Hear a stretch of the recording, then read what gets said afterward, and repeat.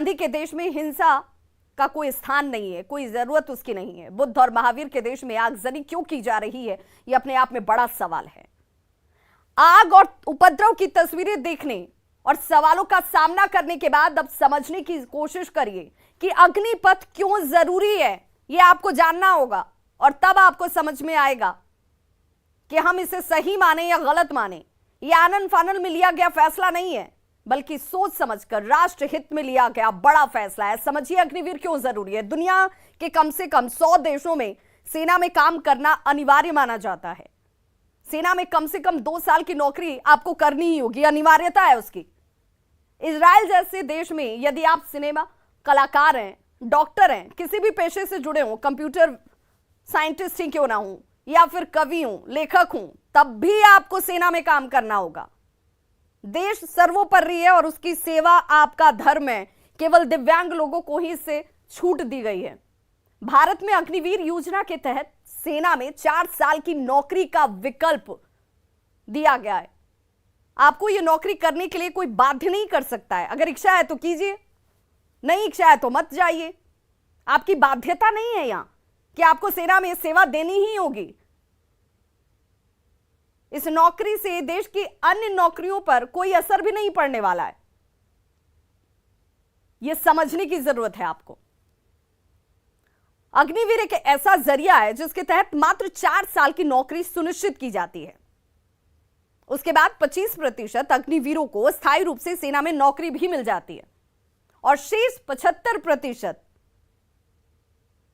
अन्य नौकरी कर सकते हैं। कोई भी नौकरी आप कर सकते हैं। यदि मानकर चलें कि वर्तमान में सेना में प्रतिवर्ष 2 लाख की भर्ती होती है, तो यह भर्ती होती रहेगी। अर्थात कुछ समय बाद 1.5 लाख लोग यानी कि 75% लोग जो हैं सेना में 4 साल नौकरी करने के बाद ओपन जॉब मार्केट में आ जाएंगे और 50,000 सामान्य रूप से सेना में अस्थायी रूप से काम करते रहेंगे। यह है अग्निवीर। इसे समझिए पहले, किसी के बहकावे में मत आइए। कोई आपको मिसगाइड करे, मिसलीड करे और आप हाथों में पेट्रोल लेकर, हाथों में डंडे लेकर सड़कों पर निकल जाएं सरकारी संपत्ति को नुकसान पहुंचाने के लिए, यह जायज नहीं है। 1.5 लाख लोग पूर्ण रूप से प्रशिक्षित होंगे इसके जरिए। और ध्यान दीजिए कि सेना में प्रशिक्षण केवल हथियार चलाने के लिए नहीं दिया जाता है। इसका ही प्रशिक्षण आपको नहीं मिलता है। हथियार चलाने से लेकर आप जितनी सीख लेंगे वहां पर, हथियार चलाना तो कुल प्रशिक्षण का सिर्फ 10% भी नहीं है। अन्य 90% प्रशिक्षण जो है वो शारीरिक और मानसिक प्रशिक्षण होता है। यानी कि आप इतने मजबूत हो जाते हैं जिससे आप किसी भी विपरीत परिस्थिति में जीना सीखते हैं, डिसिप्लिन्ड लाइफ सीखते हैं। शारीरिक और मानसिक रूप से प्रशिक्षण 1.5 लाख लोग अन्य जॉब जैसे सिक्योरिटी गार्ड, सेल्समैन जैसे लाखों जॉब के लिए उपलब्ध रहेंगे। यह भी जानना जरूरी है। प्राइवेट कंपनी जो आज इस बात के लिए भारत की निंदा करती है कि यहां के लोगों में स्किल की कमी है, लोग यहां पर स्किल्ड नहीं है और इसलिए प्राइवेट संस्थान लोगों को आसानी से जॉब नहीं ऑफर करते। उनको पके पकाए यानी कि प्रशिक्षित लोग चाहिए। अब वैसे में आप समझिए कि 1.5 लाख लोग प्रतिवर्ष जो यहां से निकलेंगे वो ईमानदारी और अनुशासन की शिक्षा लेकर आए हैं। इससे प्राइवेट इंडस्ट्री को बूस्टर मिलेगा और आपको रोजगार भी मिलेगा।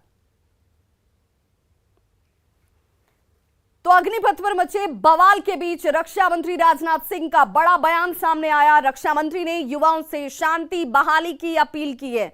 उन्होंने कहा है कि अग्निवीर युवाओं की पहचान बनेगी। उन्होंने यह भी कहा कि युवाओं के भविष्य को लेकर फैसला लिया गया है।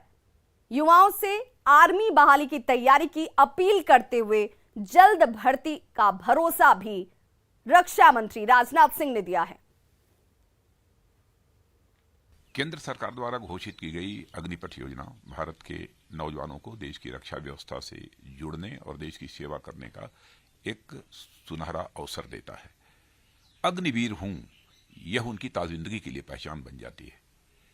पिछले 2 साल से सेना में भर्ती की प्रक्रिया न होने के कारण बहुत से नौजवानों को सेना में भर्ती होने का अवसर नहीं मिला।